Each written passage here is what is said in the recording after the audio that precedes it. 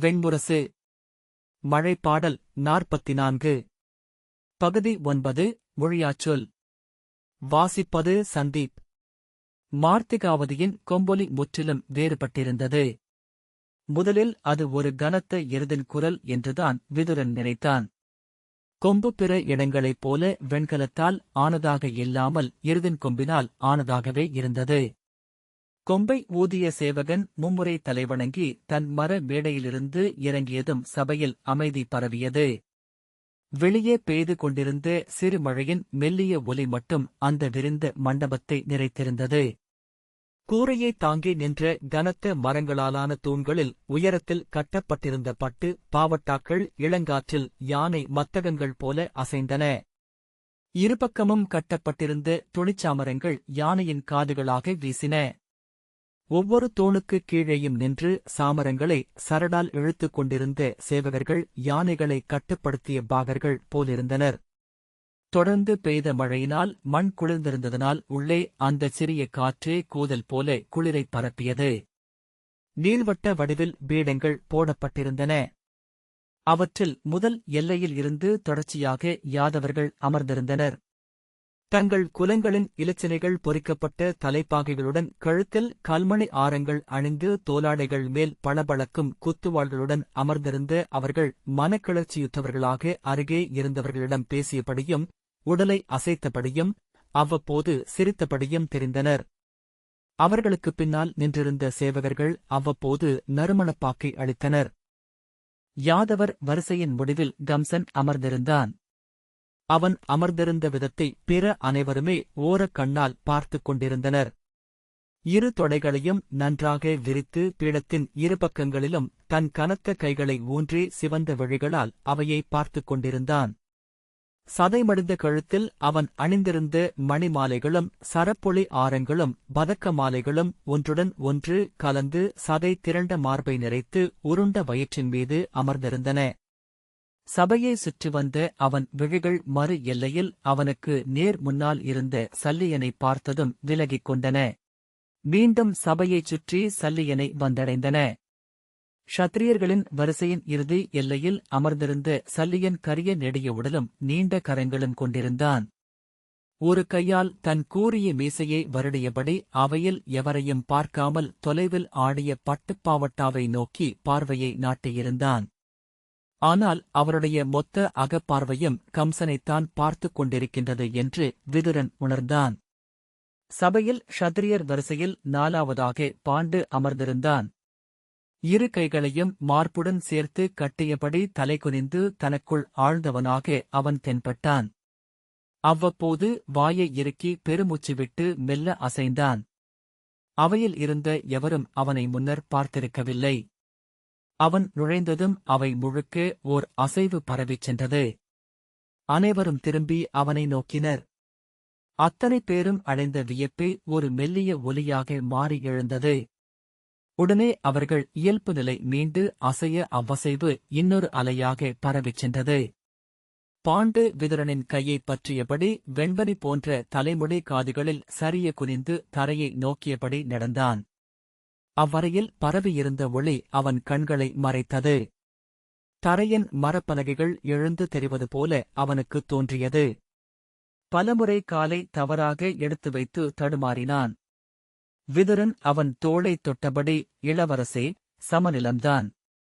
நிமிர்ந்து செல்லுங்கள். பலபத்ரர் நிற்பதற்கு முன்னாலுள்ள இருக்கையில் அமருங்கள் என்றான். பலபத்ரர் எங்கே? என்றான் பாண்டு.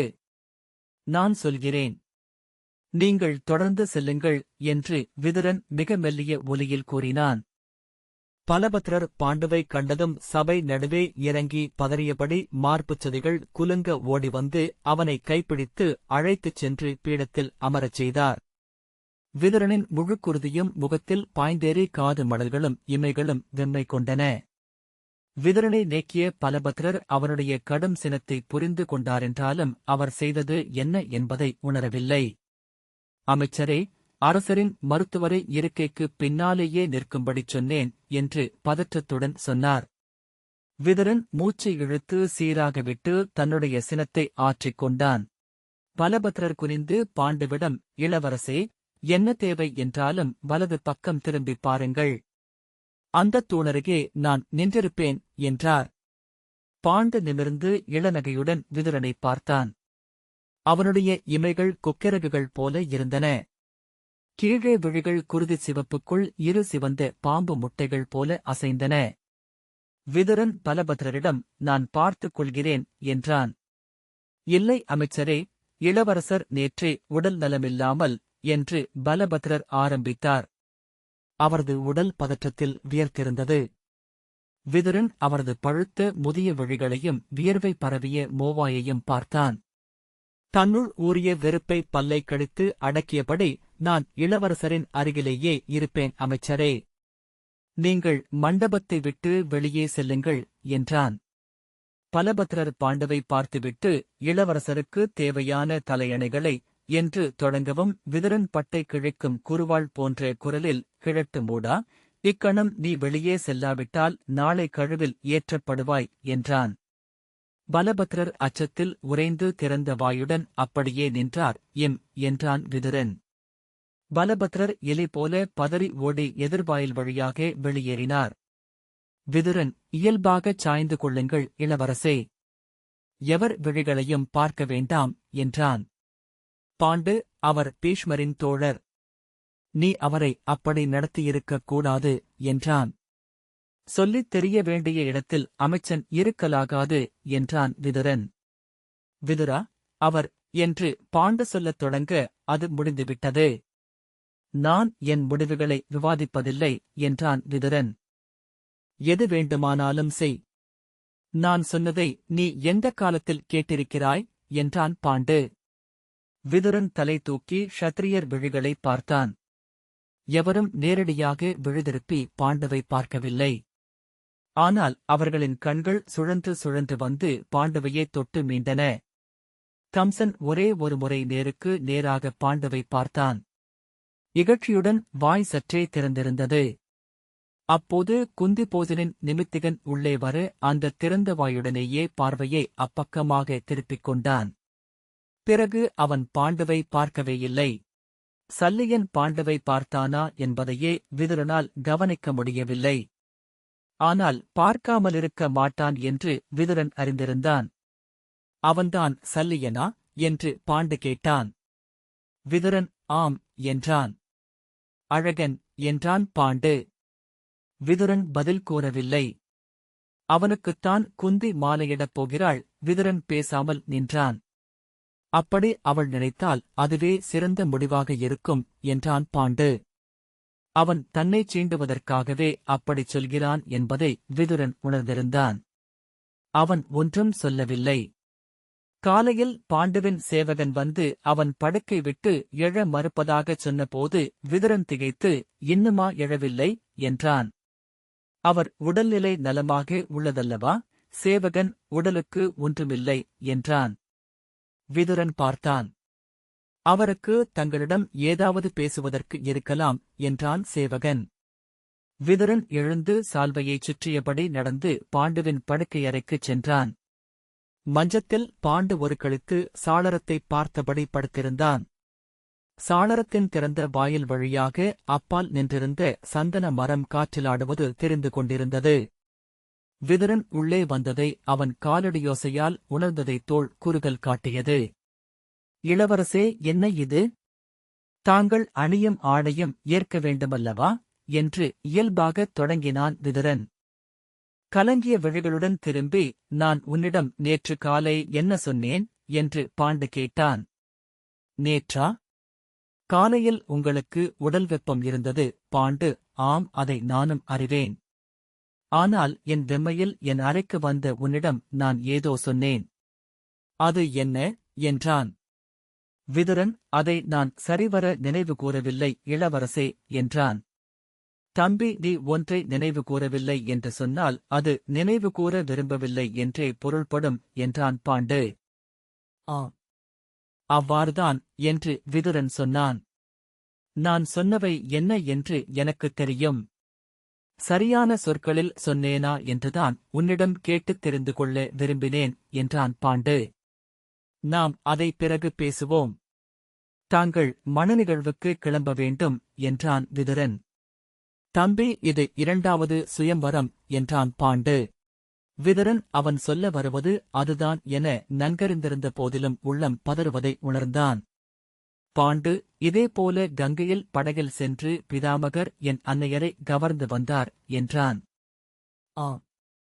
அது அனைவரும் அறிந்த கதை என்று விதுரன் கூறினான். தம்பி, நீ பேரறிஞன், மாபெரும் மதியோகி. உலகில் அனைவரையுமே உன்னால் வெல்ல முடியும். ஆனால் பேரறிஞர்களும் மதியோகிகளும் தோற்கும் ஓர் இடம் உண்டு. விதுரன், நான் விவாதிக்க விரும்பவில்லை. காசி நாட்டு இளவரசியரை பிதாமகர் பீஷ்மர் கவர்ந்து வந்தது சரியானதென்றே நான் இன்றும் நினைக்கிறேன். அது அஸ்தனபுரியே காத்தது. அதற்காக அஸ்தனபுரி மீது அம்பாதேவியின் தீச்சொல் விழுந்தது என்கிறார்கள். ஆனால் அவ்வண்ணம் நோக்கினால் தீச்சொல் விழாத தேசம் என்ற ஒன்று இப்புவியில் இருக்க இயலாது என்றான்.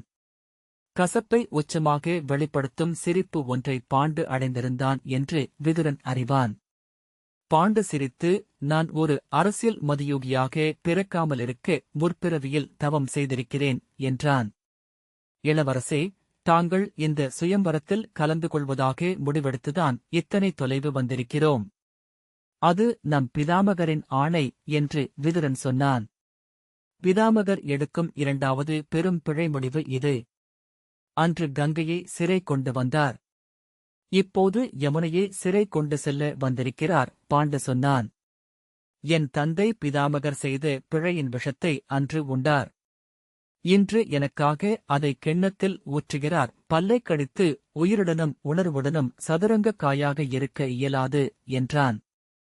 விதுரன், உங்கள் ஐயங்களுக்கு நான் விளக்கமளிக்க இயலாது இளவரசே. நான் இந்த ஆட்டத்தை ஒருங்கமைக்கவில்லை. இதை பிதாமகர் ஏன் முன்னெடுக்கிறார் என்றும் அறியேன். ஆனால் இது எப்படி முடியும் என்று என்னால் உறுதியாக கூற முடியும் என்றான். பாண்டு ஏறிட்டுப் பார்த்தான். இம்முறை பிதாமகரின் கரங்களை படைகள் மீறிச் செல்லவிருக்கின்றன. பாண்டுவின் பார்வை கூர்மை கொண்டது. பாண்டுவின் பார்வையை நோக்கியபடி விதுரன் கூறினான். அஸ்தனபுரிக்கு மருகியாக மகளைத் தர இயலுமா என்று கேட்டு பலபத்ரரின் தூது வந்தபோது குந்தி போஜன் வேறு எந்த முடிவை எடுத்திருக்க இயலும்? பீஷ்மர் காசி நாட்டு இளவரசியை கவர்ந்து சென்ற கதையை பாரத வருஷத்தில் அனைவரும் அறிவர். மார்த்திகாவதியின் இளவரசி மாபெரும் மதியோகி என்று புகழ் பெற்றிருக்கிறாள். அவளுக்கும் என்ன நிகழும் என்று தெரியும். ஆகவேதான் இந்த சுயம்வர நாடகத்தை முன்வைத்திருக்கிறார்கள். பாண்டு சில கணங்கள் விதுரனின் விழிகளை நோக்கிய பின், யார் அவன் என்றான். மாத்திர நாட்டு இளவரசர் சல்லியன் என்றான் விதுரன். பாண்டு புன்னகையுடன், அவர் வந்திருக்கிறாரா என்ன? அவரைப் பற்றி சேடியர் கூறி கேள்விப்பட்டிருக்கிறேன் என்றான். விதுரன், ஆம். அழகர் என்றும் வீரர் என்றும் புகழ் பெற்றிருக்கிறார். அவரை மார்த்திகாவதியின் இளவரசிக்கு முன்னரே தெரியும் என்றும் சொன்னார்கள் என்றான். பாண்டு சிரித்தபடி எழுந்தான். ஆம், அதுவே இந்த நாடகத்தின் மிகச்சிறந்த முடிவாக இருக்க முடியும்.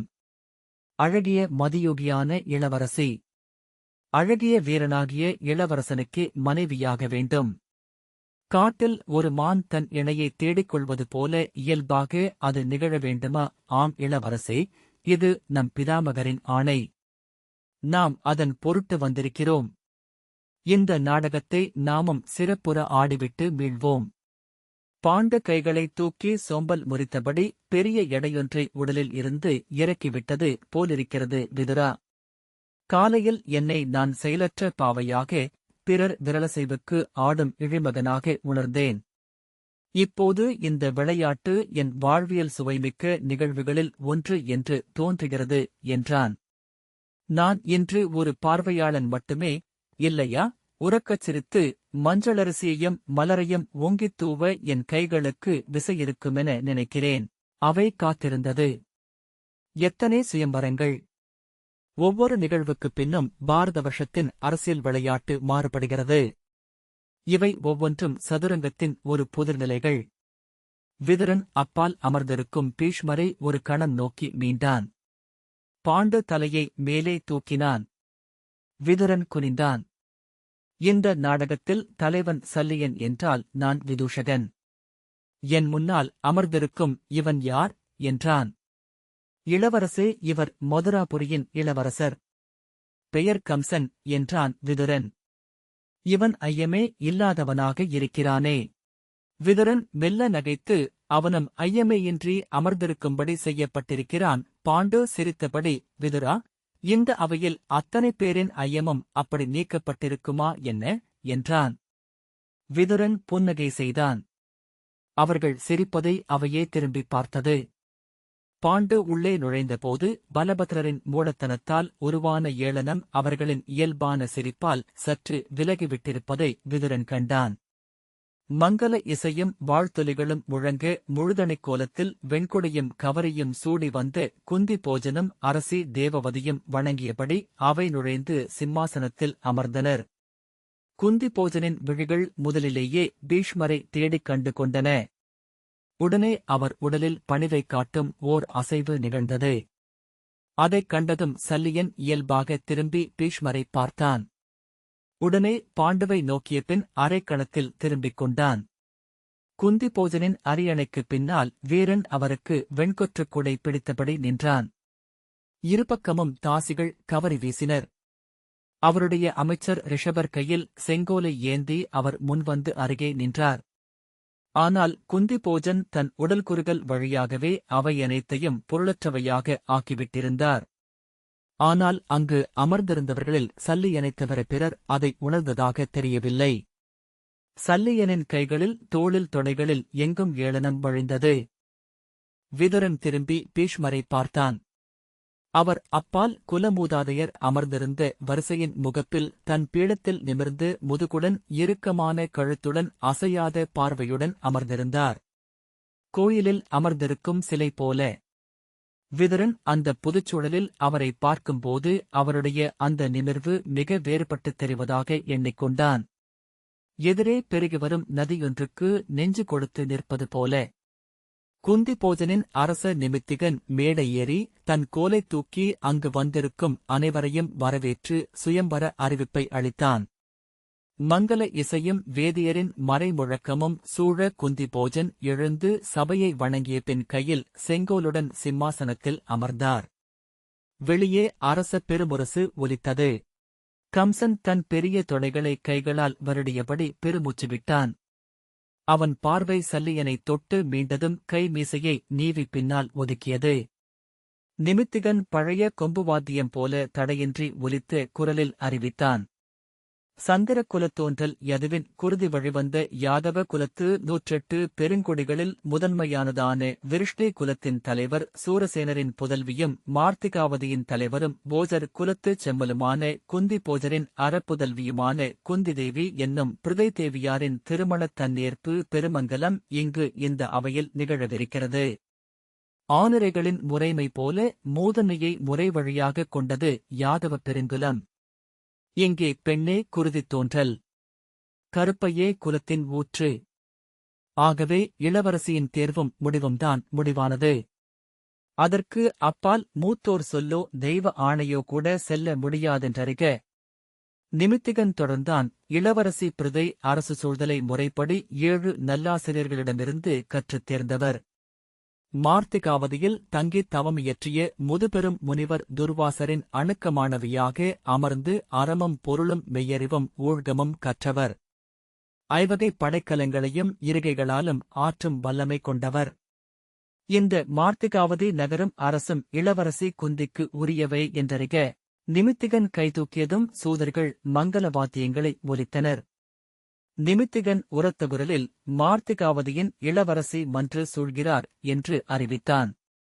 அவையின் சூழ்வட்டத்திலும் வெளியே களமுற்றத்திலும் கூடி நின்ற குடிமக்கள் உரத்த குரலில் வாழ்த்தொலி எழுப்பினர்.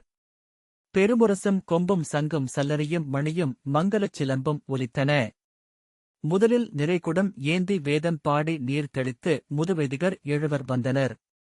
மலரும் தீபமும் மஞ்சளும் பொன்னும் மங்கலப்பட்டும் தானியங்களும் நிறைகுடமும் என்று சப்த மங்கலங்களை ஏந்திய அரண்மனை மகளிர் தொடர்ந்து வந்தனர்.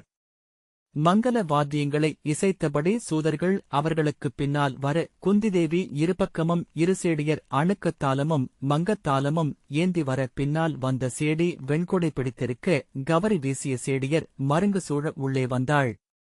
இந்த வாசிப்பை கேட்டதற்கு நன்றி.